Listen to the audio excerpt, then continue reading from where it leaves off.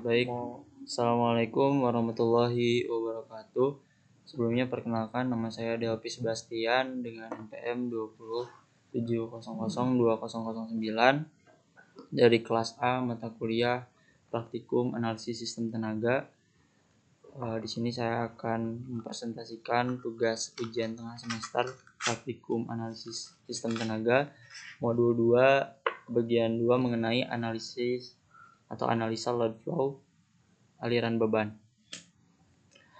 Sebelum membahas hal-hal yang lebih kompleks, alangkah lebih baiknya kita mengetahui apa itu aliran beban. Aliran beban adalah besar dan sudut pasat tegangan pada setiap rel dan daya nyata serta reaktif yang mengalir pada setiap saluran. Yang terdapat beberapa metode di dalamnya, yang mana hal tersebut disebabkan oleh perbedaan jenis data yang ditentukan bagi bermacam-macam jenis rel. Daya listrik selalu akan mengalir menuju beban load atau beban dapat digolongkan menjadi dua, yaitu beban statis dan dinamis. Beban-beban ini dapat dipresentasikan sebagai impedan tetap dengan simbol Z, sebagai daya yang tetap, tegangan atau arus yang tetap. Selanjutnya di sini ada gambar rangkaian, yang mana di sebelah kiri ada gambar rangkaian OLF yang sudah dibuat pada kuliah pertemuan kemarin mengenai low flow, dan di sebelah kanan terdapat terusan atau dalam dari network. Nah, sebelum kita membahas nantinya perhitungan yang ada di dalamnya, alangkah lebih baiknya kita mengetahui hal-hal yang diperlukan atau yang diketahui pada setiap simpul atau bus, yang mana terdapat 4 parameter di dalamnya. Yang pertama ada daya nyata atau real power dengan simbol P dengan satuan MW atau megawatt. Yang kedua ada daya semu atau reactive power dengan simbol Q dengan satuan MVR. Yang ketiga ada tegangan dengan simbol P dengan satuan kilovolt. Yang keempat ada sudut pasat tegangan dengan satuan rad. Kita lanjut ke komponen-komponen yang digunakan. Yang pertama ada power grid, yang dimana berjumlah 1 buah. Yang kedua ada bus. Pada rangkaian di atas, bus ini berjumlah 10 buah. Yang ketiga ada winding transformer yang berjumlah 5 buah. Yang keempat ada kabel berjumlah 3 buah. Dan yang kelima ada static slot yang berjumlah 3 buah. Yang keenam ada motor pada rangkaian tersebut berjumlah 5 buah. Yang ketujuh ada generator yang berjumlah 1. Yang kedelapan ada lamp berjumlah 2 buah. Yang kesembilan ada circuit breaker yang berjumlah pada rangkaian tersebut. Ya, dan yang terakhir ada impedance, mana impedance ini berjumlah 1. Nah, adapun pada pembahasan kali ini yaitu kita akan mengetahui metode-metode apa saja yang dipakai pada hasil pengukuran dari rangkaian low flow ini. Pertama ada adaptive Newton Raphson, yang kedua ada Pace decoupled method, yang ketiga ada Newton Raphson method, dan yang keempat ada Gauss-Seidel method, yang mana dari setiap metodenya memiliki keunggulan yang berbeda-beda di dalamnya gitu. Di sini saya akan membahas sedikit mengenai metode Gauss-Seidel atau Gauss-Seidel, yang mana Gauss-Seidel ini memiliki kelebihan. Yang pertama ada kelebihannya itu pemrograman dan perhitungan relatif lebih mudah. Dan yang kedua ada waktu tiap iterasi singkat. Dan yang ketiga ada sesuai untuk sistem jaringan sedikit. Nah, adapun membahas mengenai metode Newton Raphson. Metode Newton Raphson ini pada dasarnya merupakan metode Gauss-Seidel yang tadi saya jelaskan sedikit, yang mana diperluas dan disempurnakan perhitungan aliran daya dengan metode Newton Raphson NR dianggap efektif dan menguntungkan untuk sistem jaringan yang besar atau luas.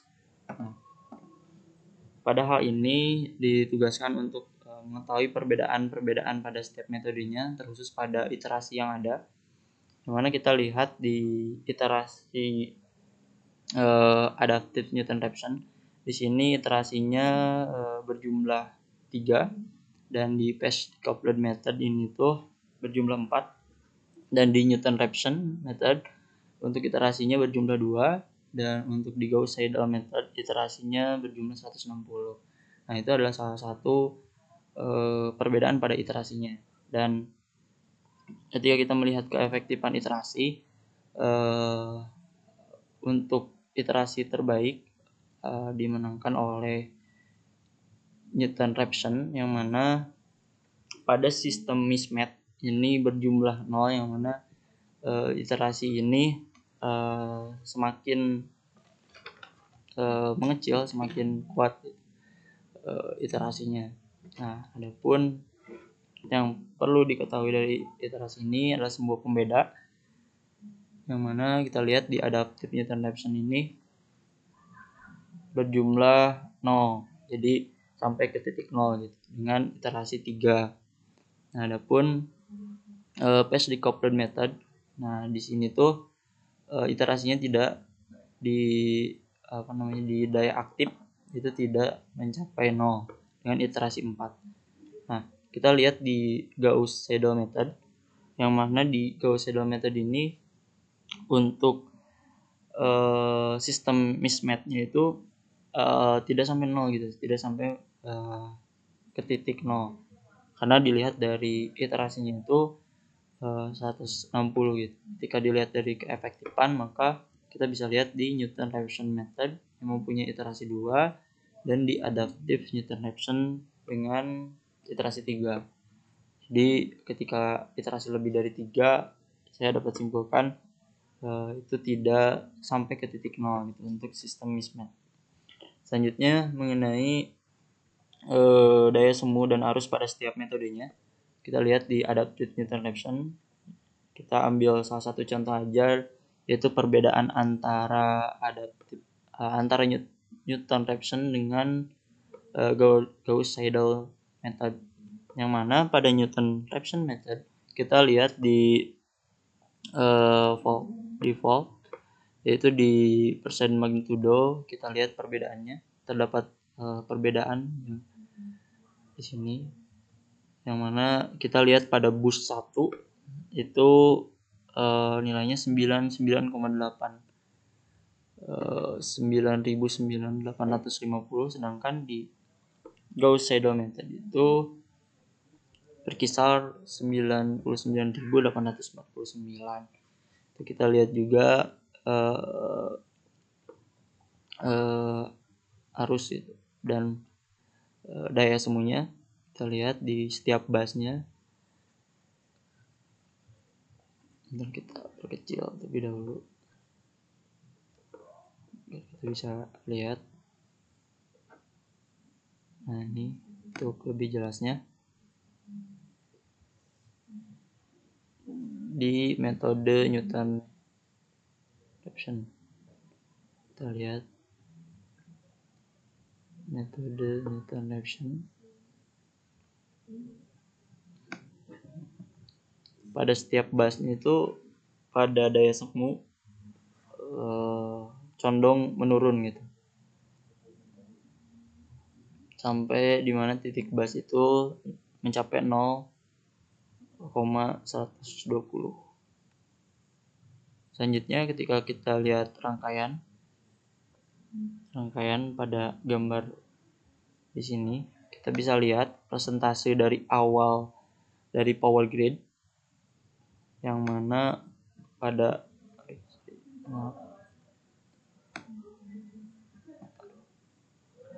power grid ini kita bisa lihat presentasinya yang terdapat daya 8.147, 100% melewati bus pertama. Dan ketika kita lihat presentasi ke bawahnya menurun 99,85% dan 98,75% sampai ke titik bawah pembebanan itu mencapai 98,48%. Jadi ketika memang dikalkulasikan telah melewati transformer atau trafo, dari setiap trafo yang ada, terus Di sini juga ada perhitungan impedans yang memang hal ini menjadikan sebuah aliran beban yang semakin menurun itu semakin mengurang gitu, diakibatkan karena emang terdapat rugi-rugi daya di dalamnya gitu, yang mengakibatkan menurunnya daya yang ada atau arus yang ada. Nah mungkin sekian presentasi dari saya untuk memenuhi tugas ujian tengah semester praktikum analisis sistem tenaga. Mohon maaf bila terdapat kekeliruan dalam penjelasannya. Terima kasih saya ucapkan. Assalamualaikum warahmatullahi wabarakatuh.